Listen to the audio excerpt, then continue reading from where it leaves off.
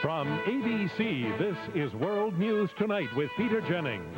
Tonight reporting from the site of the European Summit meeting.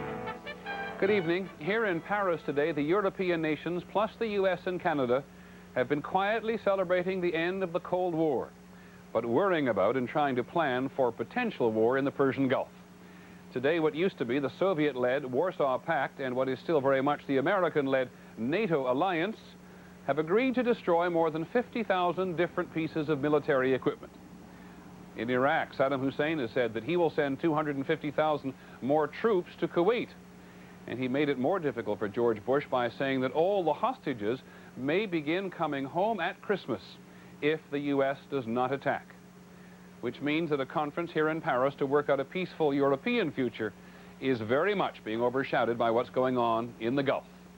We begin with our White House correspondent, Britt Hume.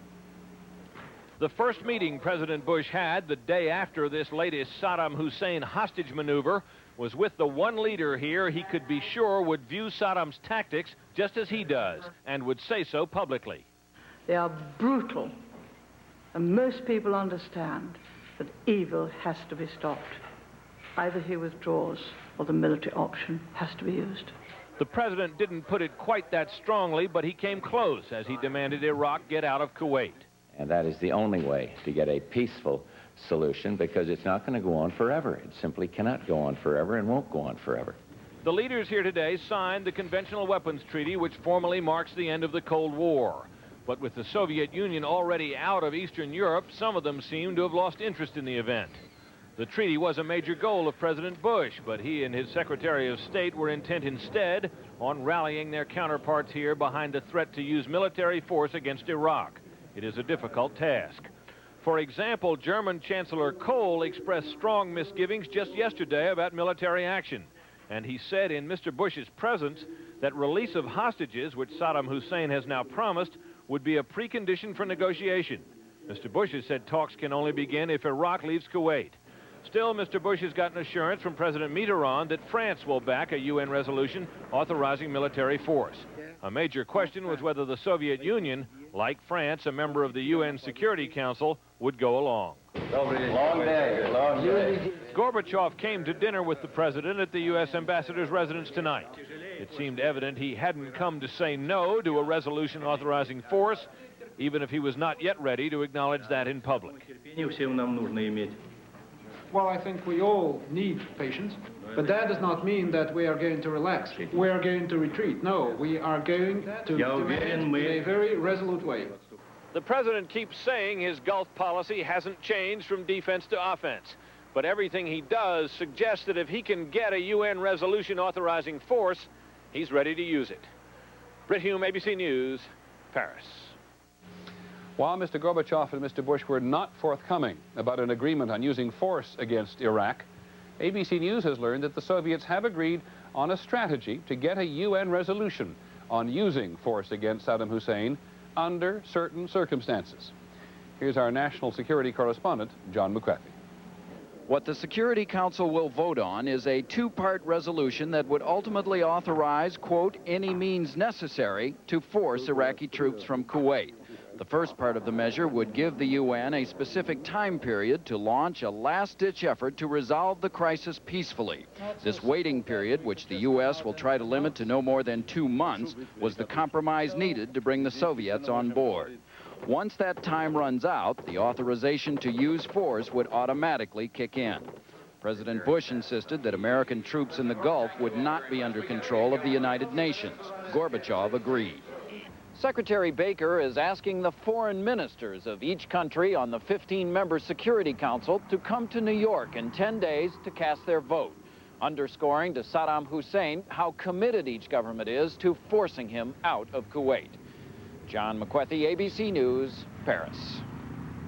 Saddam Hussein has upped the ante again. The official Iraqi news agency reports today that 250,000 more Iraqi troops will be sent to Kuwait, which roughly doubles the number of troops believed to be already there, which has the military analysts in Washington reconsidering what it would take to dislodge them. Here's ABC's David Ensor.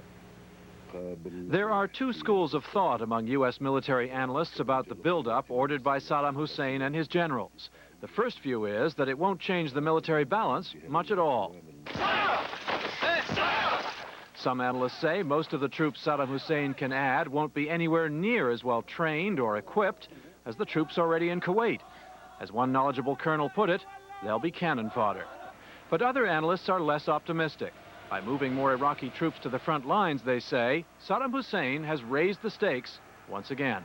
What he's saying is that with 250,000 more troops, it would be much harder to penetrate quickly. There's a much higher risk of casualties, of being bogged down in a meeting engagement. The Iraqi troop buildup in Kuwait could cause the U.S. to change its strategy for war. It might lead us to use air power more deeply into Iraq. It might force us to thrust around Kuwait and attack Iraq across the Saudi border. The U.S. is building up its forces, too. Almost every day, thousands more reservists are called up. Today, 26,000 from the Marines and the Army National Guard. Officials here say whatever forces are needed will be sent to the Gulf to go on the offensive if it comes to that. David Ensor, ABC News, the Pentagon. In the Gulf today, the first joint U.S.-Saudi military exercise did little that might impress or frighten Saddam Hussein. The problems for Operation Imminent Thunder run much deeper than unkind weather. Here's ABC's Bill Rediker.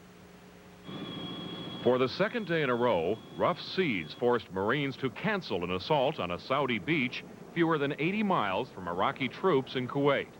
The combined training of U.S. and Saudi forces was also awash. 1,000 American Marines and 34 Saudi Marines participated. The only thing these Saudis learned was how to open an emergency exit on a helicopter. Open this door slides open. On the ground, these Saudis were told to stay out of the way.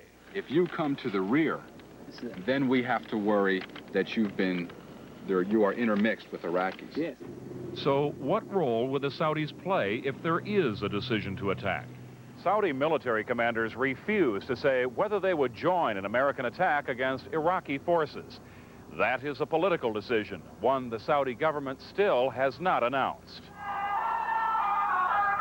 But analysts doubt the Saudis will attack fellow Arabs. Better to leave that to the Americans. Saudi Arabia wants to establish a stable network of states around its borders which can balance each other. U.S. policy is essentially about eliminating the strategic threat posed to its strategic interests by Saddam Hussein. So, if push comes to shove, it will most likely be an American-Iraqi battle. And forget about tomorrow's beach assault by combined U.S. and Saudi forces. It's been canceled. Bill Rediker, ABC News, Saudi Arabia. We'll be back in a moment with more from Paris, what Mikhail Gorbachev hopes to get. And once you decide...